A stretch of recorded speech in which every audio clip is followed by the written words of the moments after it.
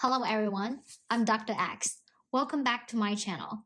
When talking about economics, many people first think of the stock market, Federal Reserve Bank's monetary policies, and Ben Bernanke. But economics isn't all about money or macroeconomics. It's the study of scarcity, the study of how people use resources and respond to incentives, or the study of decision making, including individual decision making. For example, when you come across some hard questions on an exam and you have already spent 20 minutes on it, would you continue on this question or skip to the next one? To help us make a decision more rationally, let's talk about sunk cost in today's video. Assume that you are off work and going home. Now you have two choices. First, wait at a bus station and take a bus home. A bus ticket only costs you $2. Second, take a cab right away, which costs $50. At this moment, a wealthy one may choose to save the commute time and take a cab. But for most of us, we will choose to wait for the next bus.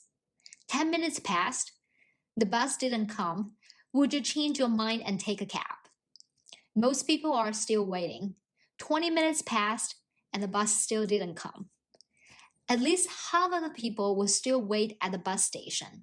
1 hour later, the bus didn't come. Still waiting? You are struggling now because you could have spent $50 to go home 1 hour ago, and by doing that, you could have already got home and are probably enjoying dinner now. You waste 1 hour in vain but still have to pay that $50 to take a cab. We figure out from this example that the longer you wait, the more reluctant you are going to give up. You may think that you have already waited such a long time. If you take in a cab now, you will also waste money. Human beings are not 100% rational. When making decisions, most people will be affected by costs that they have already occurred.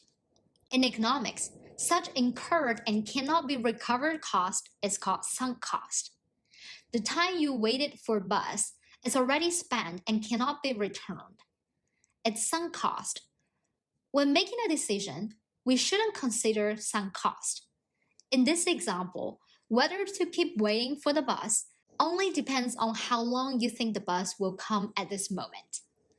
Put it differently, don't dwell on the past, look towards the future. Sunk cost tells if you are working in the wrong direction. Giving up is more important than insisting. Another typical example of sunk cost happens in the stock market. Let's assume there is an individual investor A. He bought company B's share with $1 million. Unfortunately, company B is not running very well, and its stock's price goes down. So A needs to decide what to do with his stocks. The first option is to continue the investment at a lower price to average out the break-even price.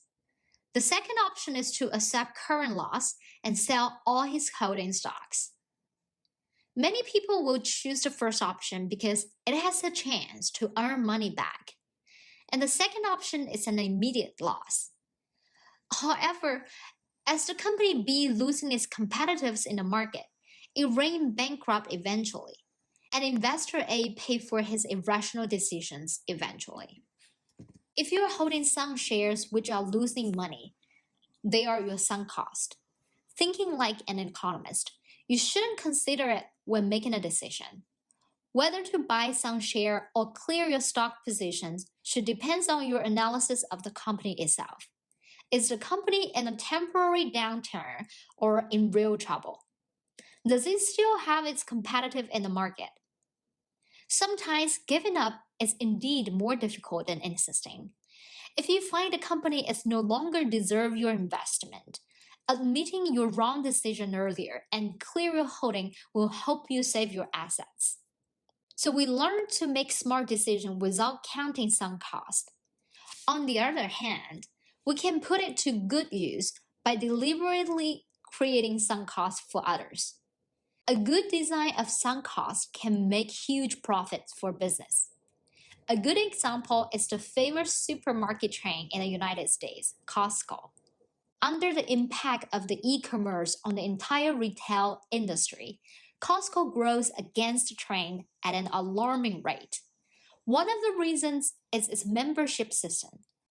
Costco's membership starts at $60.